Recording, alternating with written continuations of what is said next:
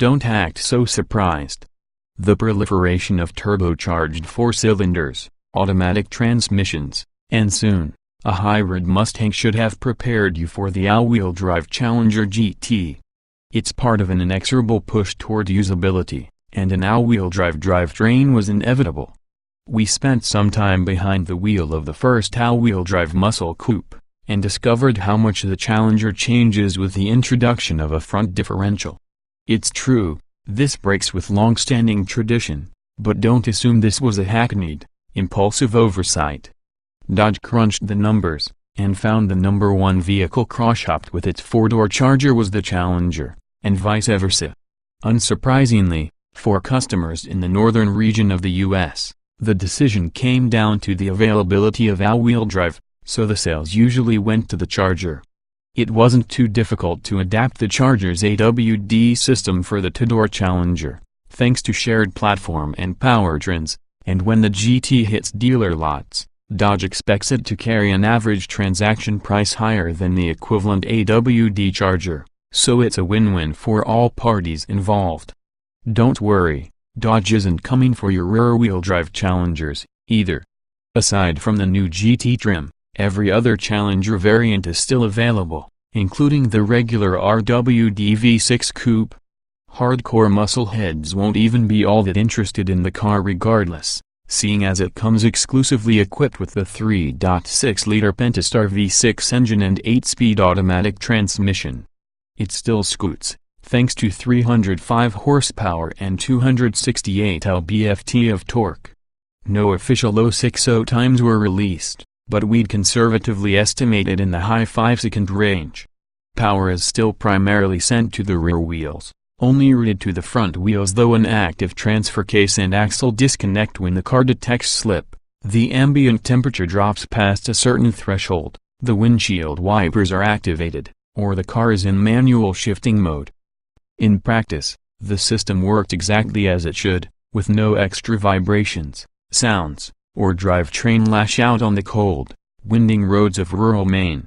We meandered through snowbound New England farmland for a few hours before arriving at the test track, and during our exploration of icy dirt roads, the Challenger never once gave us any reason to worry about becoming stranded. It was effortlessly sure-footed, but it's worth noting the ride comfort was a tad too bumpy for our tastes, thanks to standard performance suspension. At the Club Motorsports track, we practiced our best Sebastian Loeb impressions on the facility's autocross course and skid pad carved out of the snowy landscape. Thankfully, each GT we piloted wore the same all-season tires available as standard from the factory floor, so we experienced the cars as a buyer would. On the snow skid pad, it was rear-wheel drive antics as usual, until it wasn't. Throttle in, lock the wheel, point the nose, and the rear end steps out for a brief moment before the front wheels begin to scramble, pulling you straight out of the slide and into a relatively controllable state. Fun? Not entirely, but that's not what this safe-at-first system was designed for. If you're looking for drifty winter antics, stick with a regular rear-wheel drive Challenger shod with winter rubber. The GT displayed the same amount of poise on the tight autocross track as well. When it understeers, just give it a boot full of gas to swing the rear end out a bit, allowing the front wheels to pull you forward. It's a heavy car, so traction is ample, a fact we experienced on the snow drag strip. Roll into the throttle, and the GT gets up to speed quickly and without much fuss. It was bumpy out on the snow, but inside, we were no worse for the wear. Each GT arrives with standard leather seats and heated steering wheel. Spring for the Tri-exclusive GT interior package, and the car arrives with SR-sourced Napa leather and suede performance seats, along with a premium Alpine sound system and sports steering wheel. All said, it's what we've come to know and expect from the Challenger lineup. Prices for the GT start right at $34,490, a decent chunk of change over the $31,285 SXT Plus. But the price tag is a little easier to swallow thanks to the extra standard features. While the Charger was briefly available with the 5.7-liter V8 and all-wheel drive, don't expect to see an AWD Challenger RT in the near future. Dodge claims the V6 sells more than every other Challenger powertrain, so it was a no-brainer. Sure, an all-wheel drive Hellcat would be brutal, but the V6 GT makes a great deal more fiduciary sense. The 2017 Dodge Challenger GT makes a whole load of sense, if you realize that the majority of buyers simply want the Challenger name and styling without the burdens of a hefty price tag.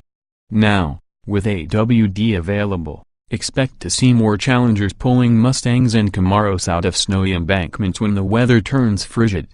2017 Dodge Challenger GT on sale now, priced $34,490, base engine 3.6 liters stock 24-valve V6 305 HP at 6,350 revolutions per minute, 268 lb-ft at 4,800 revolutions per minute, transmission 8-speed automatic layout, 2-door, 5-passenger, front engine, AWD coupe, EPA mileage 1,827 miles per gallon, city wheel XWXH 197.9 by 75.7 by 57.5 in wheelbase, 116.2 in weight, 4,108 pounds, 060 miles per hour, 5.8 seconds, estate top speed, not show more.